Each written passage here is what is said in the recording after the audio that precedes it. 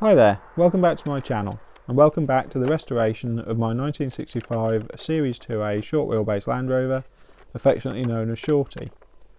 So far we've removed all of the bodywork from the bulkhead back so that we can inspect the chassis and see the areas that need to be worked on. If you've missed the previous episodes, you'll be able to find them by visiting my channel. If you enjoy my videos, please hit the like button, hit subscribe, and if you have any comments or questions, please add them below.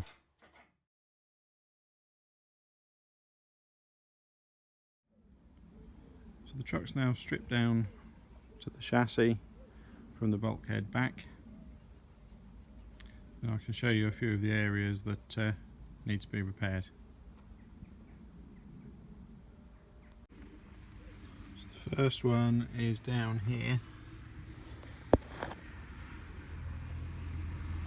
You can see there's a large hole which the MOT man has drawn a nice yellow line round.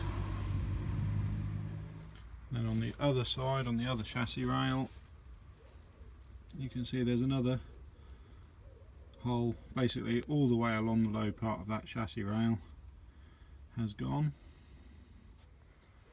So at the back here you'll be able to see that where this large section, there's two C sections of steel here, one over the top, one up from underneath, and it's welded all the way around. That's strengthening around the join where this had a new full rear cross member up to here several years ago, and now if I show you underneath, so underneath this cross member you can see that it's very flaky along the bottom edge. It started to blow away a little bit, but also on the chassis leg, this is all part of the new part, remember, this is you can see there is a significant hole, and there's another one further up, so that's completely rotten in the bottom of that, and it's done the same thing the other side. There's also a hole in the end of the cross member here, and I can feel it's absolutely full of crusty lumps of rust. So you might be wondering what the plan is with this truck, and the answer is I need to fix it. So all the little areas of rot are the reason that I've stripped all the bodywork off, because it's easier to work on one of these things with all the bodywork out of the way, and it really doesn't take that long to do. And it also means I can see the top of the chassis and get all the way around it. So I want to give this all a good clean, take off all the old paint, clean it up, repaint it from the bulkhead all the way back to the rear, and then I'll probably take the wings, bonnet, etc. off once I've done the rear half, tidy up the front as well. In order to do that, for the best access to the areas that need doing, I'm going to take the fuel tank out, not least because there's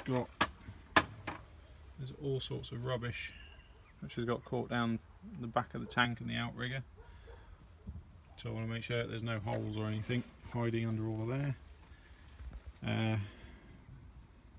Possibly going to have to take the gearbox out, which isn't such a big drama when it's like this, to be fair.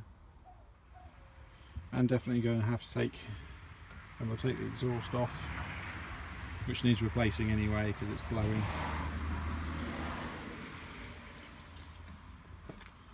So that's the main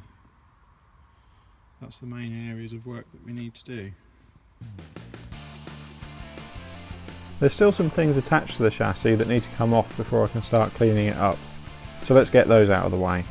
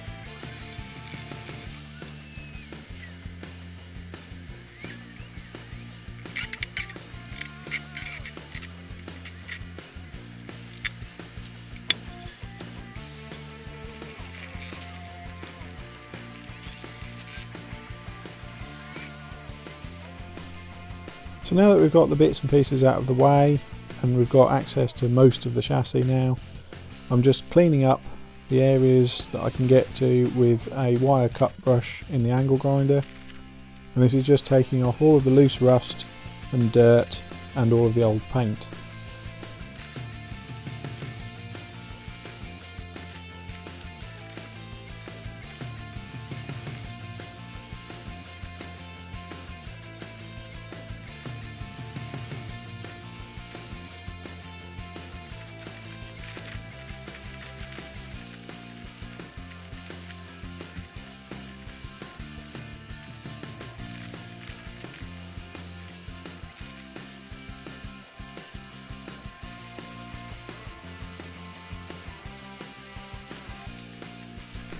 So now I'm just jacking it up and removing the wheels, and I'm also going to undo the tops of the shock absorbers where they're attached so I can drop them down, and this will give me access to the outer sides of the chassis rails themselves.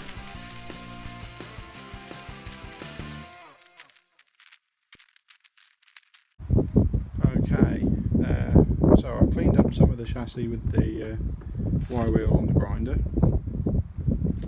and I'll show you that we've got a few little rust holes that have appeared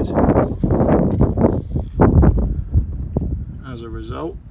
So there's a few little areas. This one's gone just next to the suspension mount and next to a previous repair.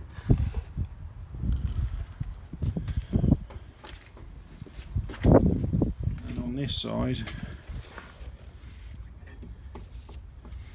there's a soft spot or a hole in between these brackets. There's a soft spot behind this and another soft spot here.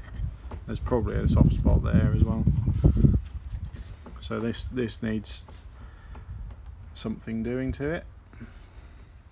Yeah, so there's two or three areas that we need to address, but before I start working on those, the areas which I've just wire brushed which are good, I'm going to get the first coat of paint onto them to protect them before I start trying to repair these ones. Okay, let's do an unboxing because they're all the rage.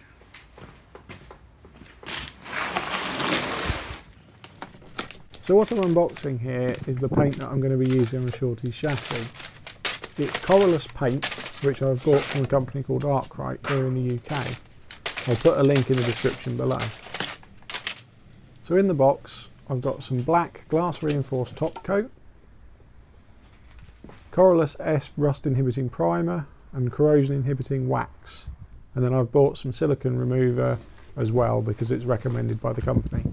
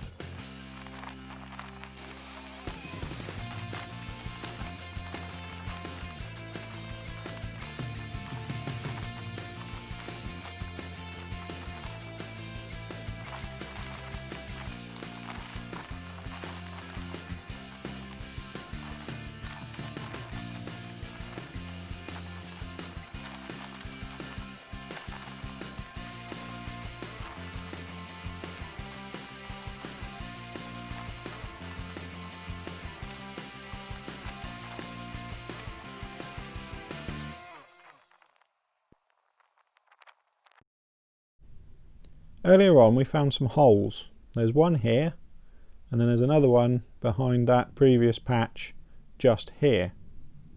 Let's cut them out.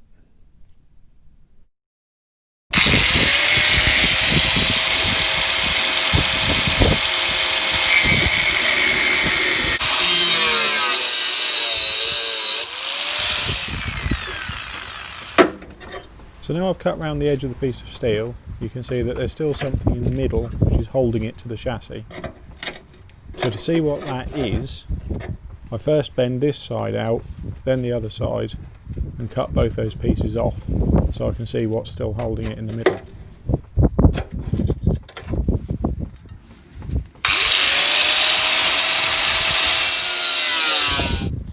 So what I found was a redundant stiffener which is completely rotted away anyway and would only be relevant really on a left-hand drive vehicle with the handbrake on the other side.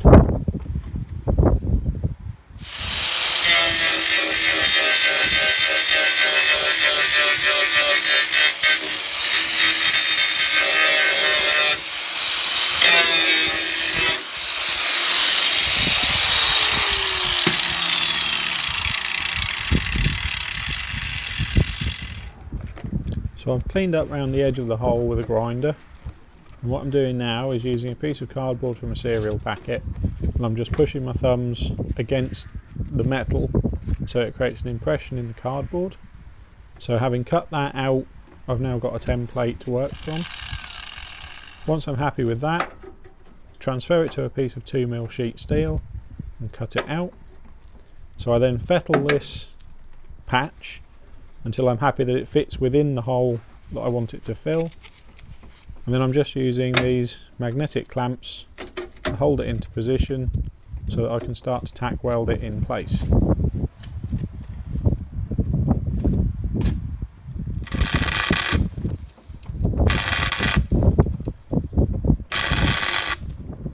So that's it tack welded in, and the next job is to fully seam weld around the edge.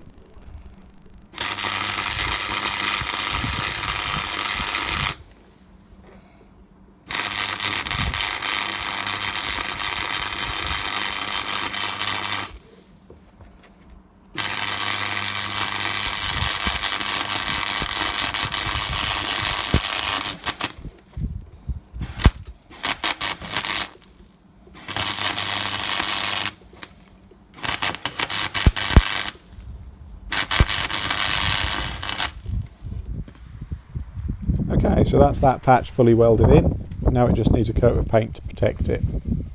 It's quite a big patch considering we started with two relatively small holes, but I can be confident that I've cut out all of the weak metal now and it's all been replaced. Okay, so that's where I'm going to leave it for this video.